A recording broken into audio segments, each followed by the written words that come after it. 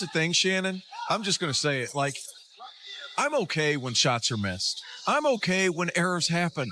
But if there's at least effort, I can live with those things. Mark Williams has put together a first half that I've never seen from a starting center. As many of you probably know, with me emphasizing it repeatedly on this channel, both Anthony Davis and I were far from impressed with the Lakers' big man rotation leading up to the trade that eventually sent him out for Luka Doncic. To me, the rotation seemed undersized, lacked presence, and frankly, was just underwhelming. What more can be done with this roster? Are you satisfied with the roster? Do you feel like you guys need some more here? I think we need another big. I've felt like I've always been at my best when I've been in the 4 and having a big out there. We know it worked when we won a championship with JaVale and Dwight at the 5, and I'm at the 4. It's pretty crazy how Anthony Davis did that whole sit-down interview with Shams pleading for the Lakers to help him out in this regard, only to get shipped himself. Why am I bringing this up again? Repeating myself, you ask? Well, because the whole situation is just too funny, and it's with irony that only keeps building. The plot thickens. We've gotten a look at Luka in Los Angeles, and nothing is looking like everybody thought it would. But before we get into all of this, make sure that you hit that subscribe button and turn on notifications so that you don't miss any of this top-tier content. Also, don't forget to leave a like. LeBron James has been putting up impressive averages of 24.5 points, 7.8 rebounds, and 9 assists this season, all while delivering jaw-dropping plays just like this one. Oh, that's going to be Christie. It's either he or Rue. Look out, here comes LeBron with a left-hand jam. Ow! And then they throw it away. Reeves, what a jam by LeBron. Regardless of what the critics may have thought, there's been no denying that LeBron James was already having an exceptional season ahead of the trade. But somewhere around the time of that infamous Anthony Davis-Luka Doncic trade, it's like a switch flipped. That's right, but with a little gold on each, even more impressive than his okay from the logo. LeBron hasn't just been dominating, he's back to having fun, and that's a scary sight for the rest of the league. Not long after the trade, he'd deliver a historic performance against the Warriors, dropping 42 points on 14 of 25 shooting, 17 rebounds, and 8 assists. With those 42 points, he'd surpassed Michael Jordan, becoming the oldest player in NBA history to score 40 points in a game. No big deal, right? If he keeps this up, then we just might see him out there Uncle Drewing the league when he's 65. LeBron James wasn't the only one on the team who had been balling, though. This entire Lakers team looked like it had undergone a complete transformation. It's as if every player on the team suddenly tapped into a hidden power, much like Aang discovering his true potential in Avatar, The Last Airbender. No exaggeration. Some of those Lakers players were playing out of their minds. With neither Luka nor LeBron in the lineup, Austin Reeves exploded for 45 points, 7 rebounds, and 7 assists against the Indiana Pacers. And yeah, I'm fully aware of how scorching hot Austin Reeves has been lately, but 45, 7, and 7? That man was straight up on fire against the Indiana Pacers. Sure, the future is bright for him, but to me, that's not what that trade was all about. Have you guys seen how Jackson Hayes has been playing? Still filling in and playing with a ton of energy. This man has been dunking everything. And he's playing with so much energy that you almost want to forget all about those brain-dead stretches that make the man look like he should be on the couch watching the game with us. Jackson Hayes has always had that raw athleticism. I saw it firsthand in New Orleans. But back then it seemed like he was still figuring out how to fully tap into it. Now, in Los Angeles, everything has been simplified, and it's looking like he's finally starting to figure something out. He's still a work in progress, but at least we're seeing progress. Even if a large part of that progress is being spoon-fed and playing with more consistent energy, progress is progress. When you're as athletic as him, energy can go a long way. The kind of energy that Hayes can provide can energize an entire team. It almost feels like he took AD's frustrations with the team's big man rotation to heart with how well he's been playing since that request from AD. Consequently, after trading AD, the Lakers would finally acquire that center that AD had wanted so badly. They did just have to trade Dalton Connect, Cam Reddish, a 2030 pick swap, and a 231 unprotected first-round pick to do so. That is kind of a lot, but to be fair, Mark Williams is kind of a beast. After the trade, Mark Williams wasted no time posting on social media. Do you guys think this guy was excited? How could he not be? He was leaving one of the worst basketball situations in the league to join two of the best passers in NBA history, Luka Doncic and LeBron James. Sadly, this honeymoon phase didn't last long at all. As it turned out, Mark Williams wasn't actually leaving Charlotte, thanks to the Lakers rescinding the trade. For the Lakers to reverse this trade with their center rotation at the time, things had to have been pretty bad with Mark. And with the way that all of this is playing out, it's safe to assume that they were. According to Shams, his physical with the Lakers showed multiple issues leading up to the team failing him on the exam, and these issues would be separate from the back problems that have already taken a large chunk out of his career. Yeah, that's not exactly great. After the news broke, the Hornets released a statement saying that the Lakers were super eager to acquire Mark Williams, which ultimately led to them making the difficult decision to trade him. But after all of what went down, they were excited to have him back. Yet just a day or so later, the Hornets would be like, "Whoa, hold on, a deal is a deal. This guy is yours." According to Shams, with the deal being asked, the Hornets were trying to explore options to dispute Mark Williams' failed physical designation with the Los Angeles Lakers. If you were genuinely that excited about his return, then why would you even consider disputing this failed physical designation? The only reason you would do something like that is because you're not excited about his return at all. You're actually rather disappointed.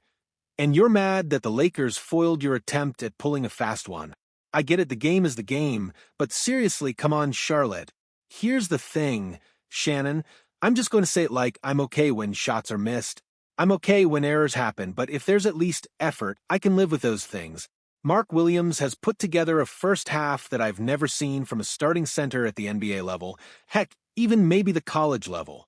He was so poor from an effort perspective today that they had to switch him off of Jonas Valanciunas, and then he was giving up wide-open threes because he wasn't hustling out to contest threes. The effort has to be better. You might be down 23 points, whatever, but the effort has to be better. This is a Washington Wizards team that's dead last in offense and dead last in defense, and they are beating you by 23 points on your home floor because you don't feel like moving. This is crazy. Mark Williams, if you're going to be the center of a franchise where they've invested in you and they have plans for you to be a core piece of what they're going to be moving forward, that effort is unacceptable. Standing at 7 feet tall, possessing a monstrous 9 feet 9 inches standing reach, Mark Williams boasts the longest standing reach in the league. Surprisingly, it even surpasses Wembanyama. When this guy sticks his hands up, those hands are only 3 inches away from the rim. As you guys can tell, Williams is a physical freak loaded with the talent to dominate on both ends of the floor. However, his inconsistent motor and injury history always made him a player with some inherent risk. Turns out that risk was greater than we knew it was, so great that the Lakers said, "Nah, we're good on this end. We'll gladly take back Connect and the rest of our assets that we had in that trade," which Connect isn't exactly handling this news the best. Obviously, for the Lakers, losing a physical presence and actual big like Mark Williams sucks, but no worries because the Lakers have Jackson Hayes.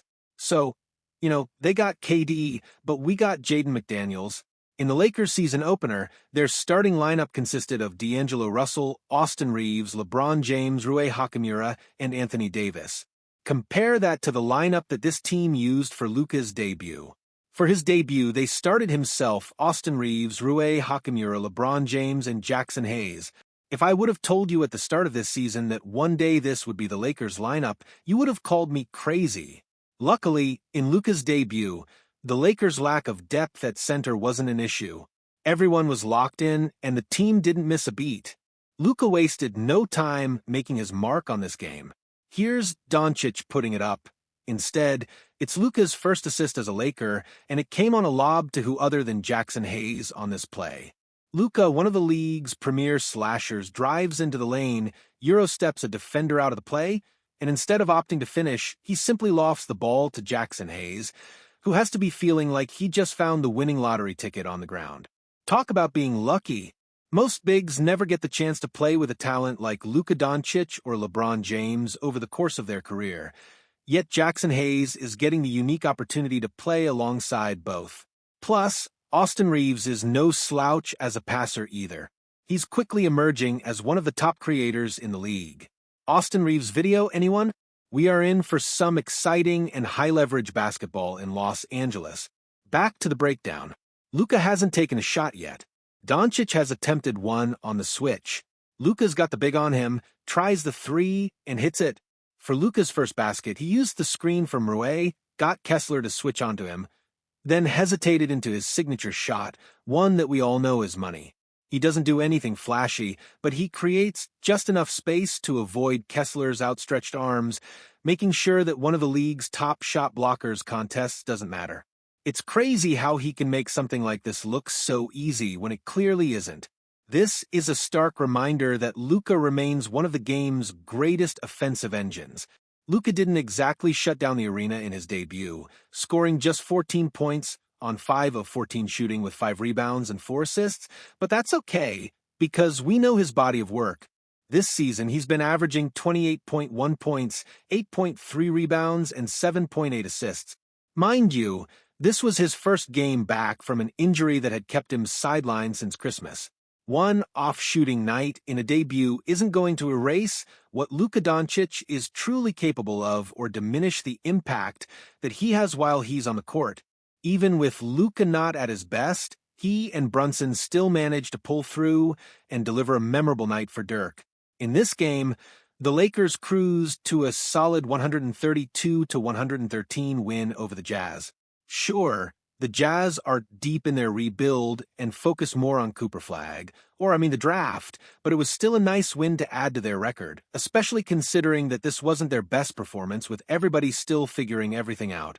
Fast forward to their next game, though, and yikes, that same Lakers team would somehow drop a shocker to the Jazz, which is definitely not something that I expected after that convincing when they just had.